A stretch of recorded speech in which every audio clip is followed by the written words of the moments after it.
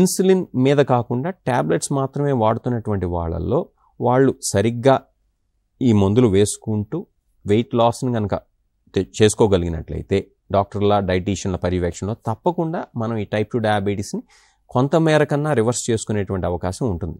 ఎన్ని సంవత్సరాలు రివర్స్ చేసుకోవచ్చు అనేది మీరు ఆ వెయిట్ లాస్ని ఎంతకాలం కంటిన్యూ చేస్తారు అనే దాన్ని బట్టి ఉంటుంది.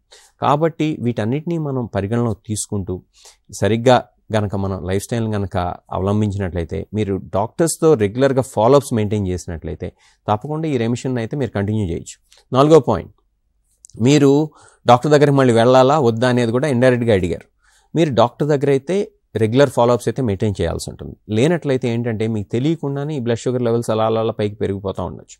ఇదే కాకుండా డయాబెటీస్ వచ్చినటువంటి వాళ్ళు కేవలం బ్లడ్ షుగర్ లెవెల్స్ని మాత్రమే కాకుండా కళ్ళని రెగ్యులర్గా చెక్ చేయించుకుంటాం, కిడ్నీ బ్లడ్ టెస్ట్ కిడ్నీకి సంబంధించినటువంటి బ్లడ్ టెస్ట్, అలానే యూరిన్ టెస్ట్ ఎలా ఉంది అని చెక్ చేసుకుంటాం, అలానే న్యూరోపతి లాంటి సమస్యలు ఉన్నాయా అని చెప్పి ఫీట్ ఎగ్జామినేషన్ ద్వారా తెలుసుకుంటాం, లాంటివి చేసుకోవాలి. ఇవే కాకుండా బ్లడ్ ప్రెషర్ కంట్రోల్లో ఉందా, కొలెస్ట్రాల్ కంట్రోల్లో ఉందా, వీటన్నిటినీ కూడా సరిగ్గా మనం చూసుకుంటూ ఉండాలి. ఇవన్నీ చేయాలంటే మీ డాక్టర్ గారి దగ్గరికి మీరు పీరియాడిక్ చెకప్స్ కోసం అని చెప్పి వెళ్ళటం అనేది చాలా అవసరం.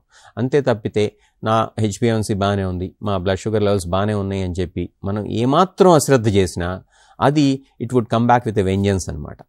కాబట్టి దయచేసి అశ్రద్ధ అయితే చేయొద్దు. మీ డాక్టర్ గారు, ఆ మొదటి డాక్టర్ గారో రెండో డాక్టర్ గారో మీకు ఎవరు ఇష్టమైతే వాళ్ళ దగ్గరికి మాత్రం తప్పకుండా వెళ్ళండి.